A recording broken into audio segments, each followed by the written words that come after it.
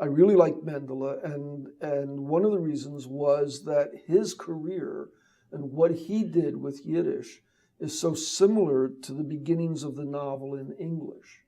The English novel really got started in the 18th century as you had an increase in literacy and people having an interest in reading literature about people like themselves.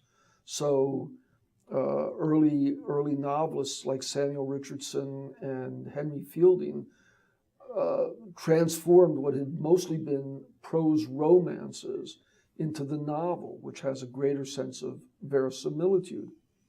And here comes this educated maskil, Sholem Yankev Abramovich, and writes under in the character of Mendele, and brings literature to a people who is starved for that in a language they can understand, and makes it relevant to them.